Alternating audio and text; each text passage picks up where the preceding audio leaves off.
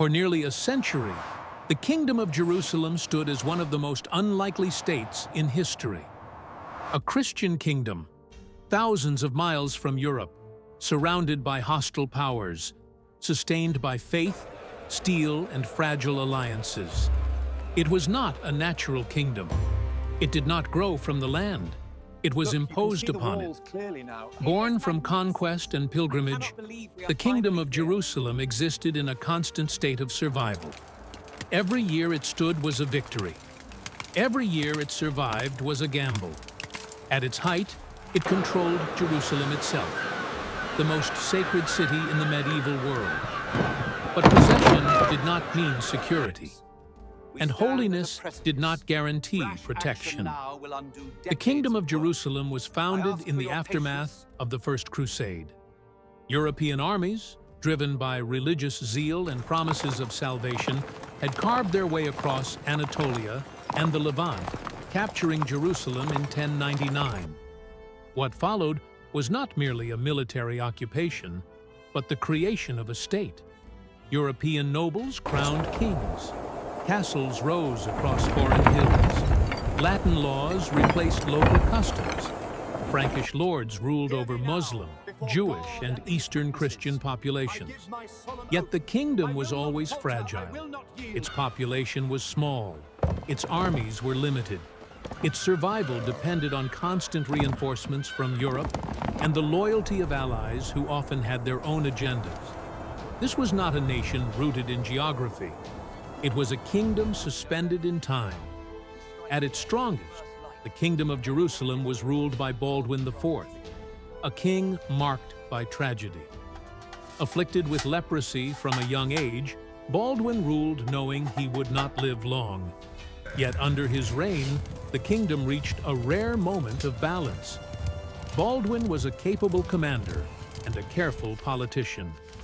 He understood that survival depended not on endless war, but on managing a delicate equilibrium between Crusader states and their Muslim neighbors. Treaties were signed, borders stabilized. For a time, the kingdom endured, but this balance was temporary. Baldwin had no heir. His illness weakened the line of succession, and behind the appearance of unity, divisions were growing. After Baldwin's decline, the kingdom fell into internal conflict. Nobles competed for power. Factions formed around rival claimants to the throne.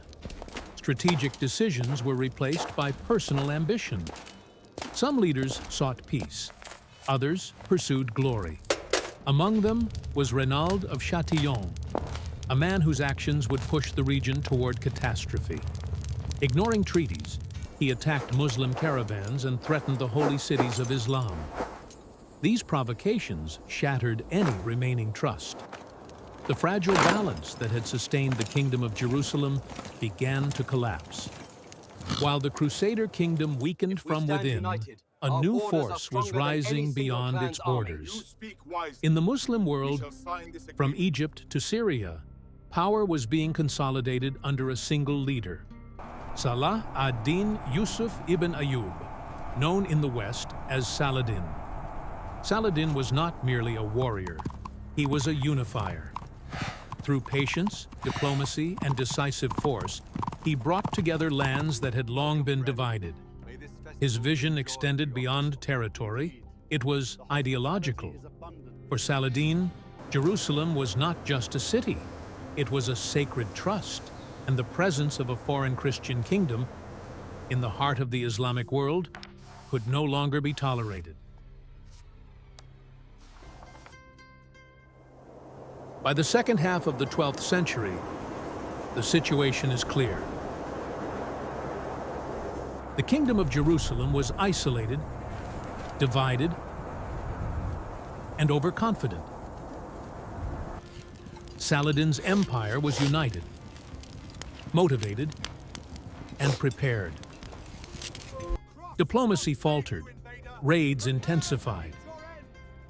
If the Duke dies without heir, Border the council clashes must choose became his more replacement frequent. swiftly. They will choose you. It is the only way to ensure stability in the realm.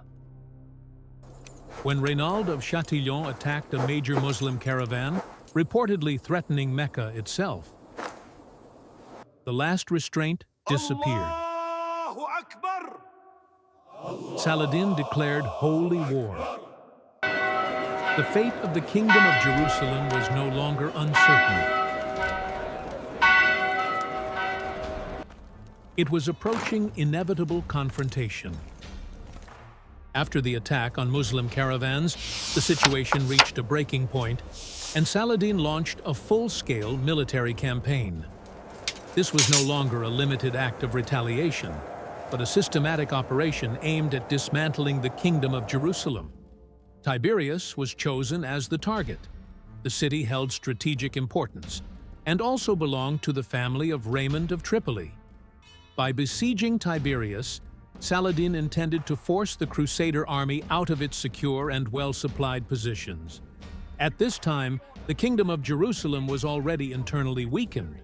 The withdrawal of Baldwin IV from active rule due to his illness, followed by his death in 1185, had severely disrupted the kingdom's political balance.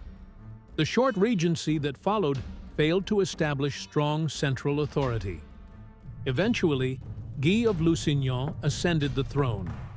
Guy was unable to maintain unity within the kingdom and clashed with experienced commanders, particularly Raymond of Tripoli. When Saladin laid siege to Tiberias, the Crusader army was stationed at Safaria, a strong defensive position with abundant water supplies.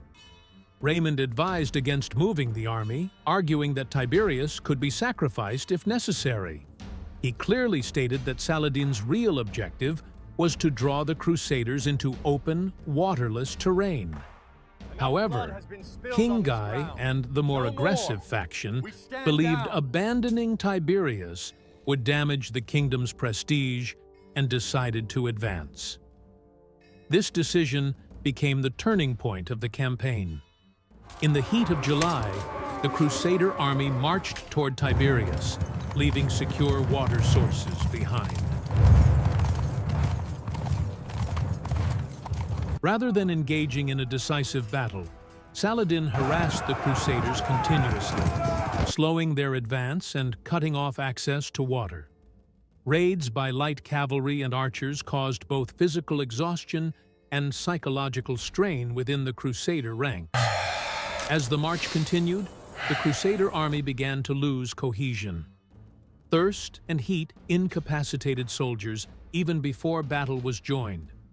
Saladin's forces gradually directed the Crusaders toward the area known as the Horns of Hattin. There, the Crusader army lost its ability to maneuver and any remaining chance of reaching water. On July 4th, 1187, the exhausted and disorganized Crusader army was surrounded. Saladin's strategy of attrition and encirclement achieved its objective. The Crusader army was largely destroyed. King Guy was captured.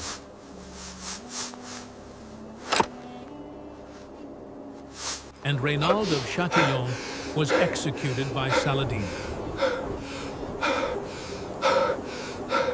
This defeat effectively ended the military power of the Kingdom of Jerusalem and paved the way for the fall of Jerusalem itself. With the Crusader army destroyed, the kingdom was defenseless.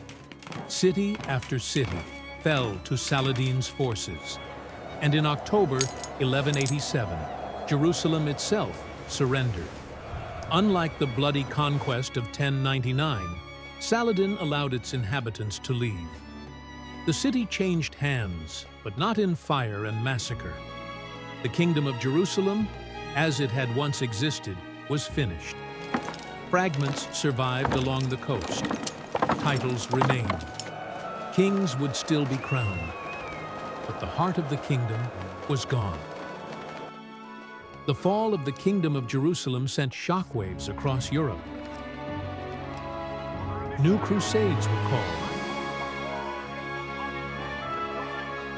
Legends were born.